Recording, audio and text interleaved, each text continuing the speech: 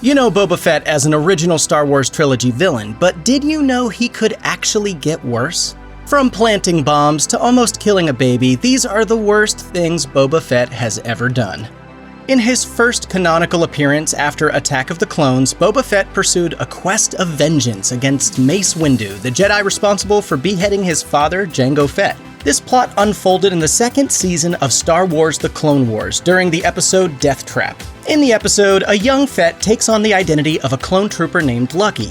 With this disguise, he's able to infiltrate Mace Windu's quarters and place a motion-activated bomb in his room, all in the hopes of murdering the Jedi and finally getting revenge for his dad. While Fett is successful in both planting and setting off the bomb, it doesn't end up killing his intended target.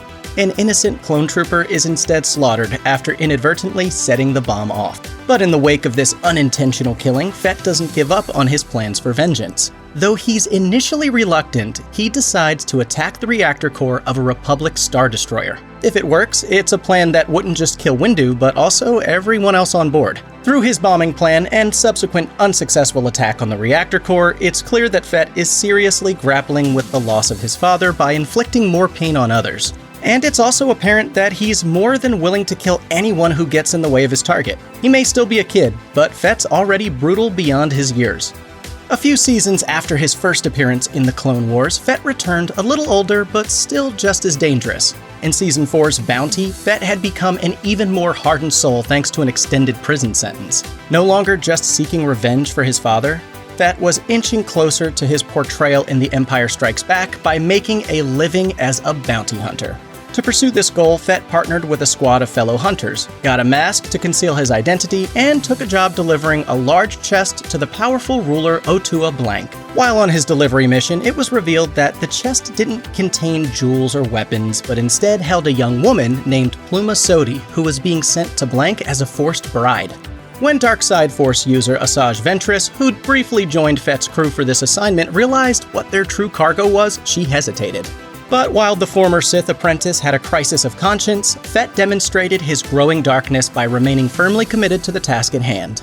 In Fett's previous Clone Wars story, he seemed uncertain about hurting innocent people, but this time Pluma Sodi's suffering fell on deaf ears. Fett's ruthlessness sometimes manifests in shooting adversaries, and other times it emerges in ignoring the cries of the helpless. While it may seem like The Empire Strikes Back was the first instance of Boba Fett and Darth Vader crossing paths, media outside of the movies has made it apparent that the two characters met before. One such encounter came in Marvel's 2015 Star Wars comic series, which saw Boba Fett being hired by Darth Vader to track down a figure who'd worked alongside Obi-Wan Kenobi during the events of A New Hope. Now on the hunt for his bounty, Fett was willing to achieve his goal by any means necessary, including murder.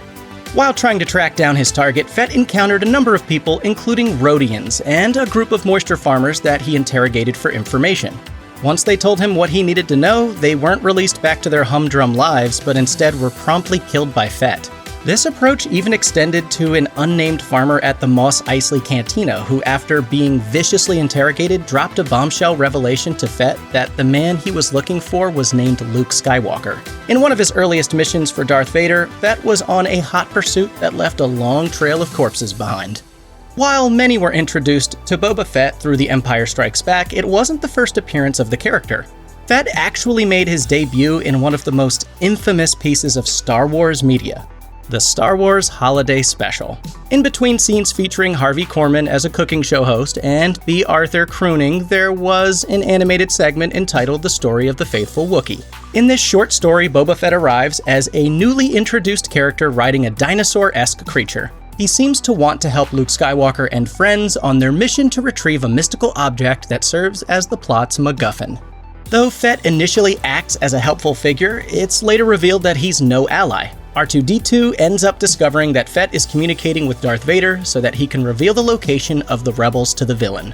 Eventually, R2 communicates this news to the rest of the crew, which prompts anger from Han Solo and forces Boba Fett to scurry away.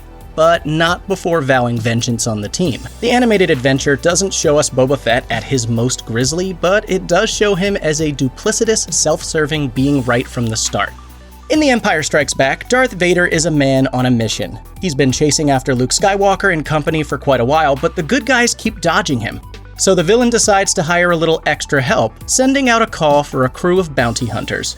Among those answering the call are ruffians like Dengar, Bossk, and of course, Boba Fett in his first live-action appearance.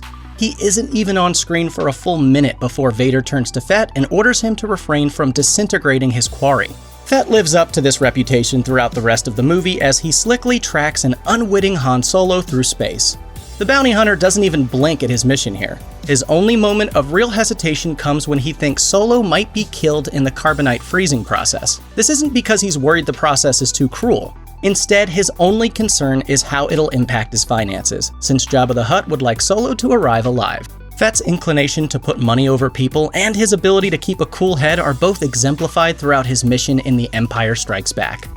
Everyone loves Grogu. That little guy formerly known to fans as Baby Yoda has quickly become one of the most beloved Star Wars characters of all time.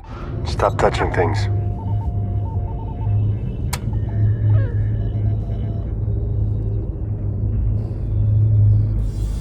In the process of spawning memes all over the internet, he's also helped put The Mandalorian on the map. And only 14 episodes into the show's run, audiences had become totally captivated by Grogu, which made him the perfect target to emphasize the cold-hearted nature of Boba Fett. When Fett first meets Din Djarin, the lead character of The Mandalorian, he's not there purely to shed more blood. Fett, having emerged from the Sarlacc pit, wants to get his Mandalorian armor back. I don't want your armor. I want my armor. To instill some leverage into the scenario, Fett remarks that he's got an ally, Fennec Shand, poised with a sniper rifle nearby. While Djarin notes that his armor would protect him from any sniper blast, Fett clarifies that Djarin wouldn't be Shand's target. Instead, at Fett's signal, the sniper would shoot and kill Grogu, who's busy meditating so that he can call out for any other Jedi in the galaxy. By the time this episode aired, Boba Fett had existed in pop culture for over 4 decades, and his ruthless reputation was well known. But by threatening to kill a beloved character like Grogu, Fett's cold-hearted nature was taken to a whole other level and established for a whole new generation of Star Wars fans. Check out one of our newest videos right here. Plus, even more Looper videos about Star Wars are coming soon. Subscribe to our YouTube channel and hit the bell so you don't miss a single one.